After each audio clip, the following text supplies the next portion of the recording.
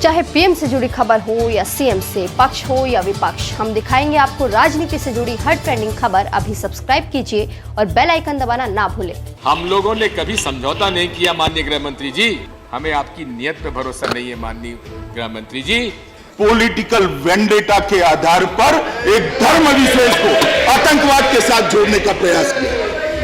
आज हम आपको कांग्रेस नेता दिग्विजय सिंह और गृह मंत्री अमित शाह की एक ऐसी बहस दिखाने जा रहे हैं जिसमें दिगी राजा ने देश की मोदी सरकार की नीयत पर सवाल खड़े किए तो गृह मंत्री अमित शाह का पारा चढ़ गया। उन्होंने कड़े लफ्जों में कांग्रेसियों पर पलटवार किया। सुनिए कैसे हुई सदन में नोकझोंक। प्रश्न नियत की, हमें इनकी नियत पर संदेह है और इसलिए संदेह है 2 बार आप लोगों ने समझौता किया है रूबिया सईद जी को छुड़ाने के लिए और इंडियन एयरलाइंस में मसूद को छुड़ाने के लिए आपने समझौता किया है। कांग्रेस पार्टी ने कभी समझौता नहीं किया है। हम लोगों ने खोया है, इंदिरा जी को खोया है, राजीव जी को खोया है। हम लोगों ने कभी समझौता नहीं किया माननीय गृह मंत्री जी, इस बात को समझ लीजिए। 3 फैसलों में अपराधी बरी हुए हैं। कौन कौन से हैं? समझौता एक्सप्रेस, मक्का मस्जिद, अजमेर दरगाह शरीफ, तीनों में अभियुक्त बरी हुए हैं। हमें आपकी नियत पे भरोसा नहीं है माननीय गृह मंत्री जी।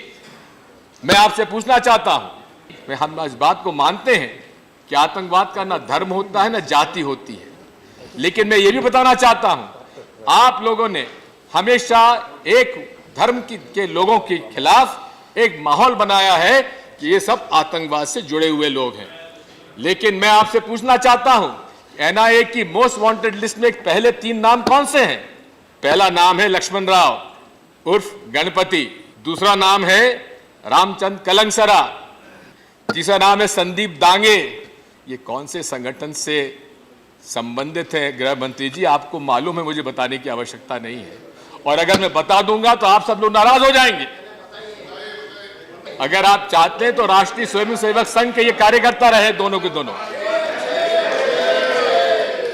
जो आतंकवाद के आज भी अभियुक्त है उसको माननीय गृह मंत्री जी भारतीय जनता पार्टी के अध्यक्ष के नाते उसको उम्मीदवार बनाते हैं और वो आज लोकसभा सदस्य हैं। और साथ में मैं पूछना चाहता हूं माननीय अध्यक्ष सभापति महोदय, बात वही आती है नियत की। हमें दुख इस बात का है कि आज आपके लोग, आपके प्रतिनिधि नाथूराम गोडसे को देशभक्त कह रहे हैं। जो पहला आतंकवादी था आजाद भारत में, उसको आप देशभक्त कहते हैं। हम लोगों की नियत पर, आपकी नियत पे भरोसा नहीं है माननीय गृह मंत्री जी।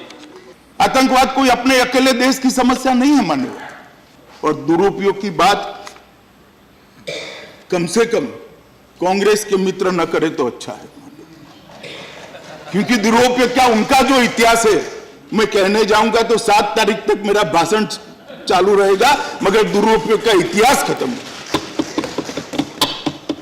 इनको मैं इमरजेंसी की याद दिलाना नहीं चाहता। क्या किया था इमरजेंसी? देश के सभी अखबारों पर ताले, दूरदर्शन सरकार का सारे गम गाता था और सारे के सारे नेता जेल के अंदर 19 महीने तक, किसी को कोई लोकतंत्र देश के अंदर रहा नहीं था। और आप हमें दुरुपयोग की बात कर रहे हैं? जरा अपना पास्ट देख लीजिए। और दुरुपयोग क्यों किया था? देश पर खतरा था ना जी। इलाहाबाद हाईकोर्ट ने तत्कालीन प्रधानमंत्री के इलेक्शन को रद्द कर उनको प्रधानमंत्री न रहने के लिए बाध्य किया था, इसलिए दुरुपयोग किया था। और आप हमें दुरुपयोग की बात कर रहे दिग्विजय सिंह ने।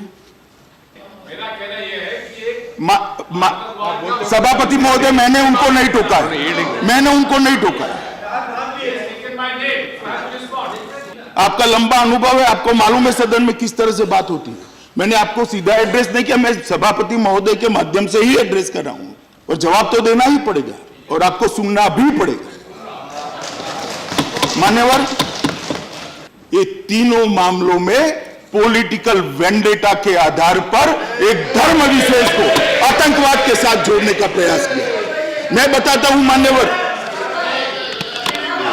ये समझौता एक्सप्रेस, मान्यवर मैंने आगे कहा था यहां पर, समझौता एक्सप्रेस में पहले कोई आरोपी पकड़े गए, बाद में अचानक लगा कि चुनाव साथ में आता है, कुछ संस्थाओं पर आरोप लगाना है, एक धर्म विशेष पर आरोप लगाना है, आतंकवाद को एक कलर से पेंट करना है, तो समझौता एक्सप्रेस के पकड़े गए लोगों को छोड़ा और नकली मामला बनाकर समझौता एक्सप्रेस के आरोपियों को पकड़ने का काम किया। मान्यवर ये कह रहे हैं कि क्यों छूट गए, कोर्ट का जजमेंट जरा पढ़ लीजिए, क्यों छूट गए, क्योंकि एनआईए कोई साक्ष्य खड़ा नहीं कर सकी।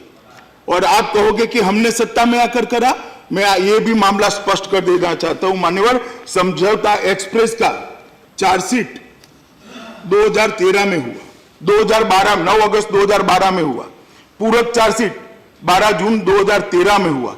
हमने तो सिर्फ आर्ग्यूमेंट्स करे, साक्ष्य तो चार्जशीट के अंदर रख दिया आपने, जांच पूरी कर दी, और वो जांच के अंदर जज को भी कुछ नहीं मिला, तब जाकर बरी हुए हैं। जवाब तो आपको देना है मान्यवर, उनको देना है जो आरोप आज लगा रहे हैं कि ये आरोपी अगर निर्दोष थे तो बम धमाका करने वाले को क्यों छोड़ दिया गया, किसका गुनाह है, छोड़ने का काम किसने किया, किसने पॉलिटिकल एजेंडा ले गए। इस खबर में बस इतना ही। खबर को लाइक और शेयर जरूर करें और अपनी राय कमेंट बॉक्स में जरूर दें और चैनल को सब्सक्राइब करना ना भूलें।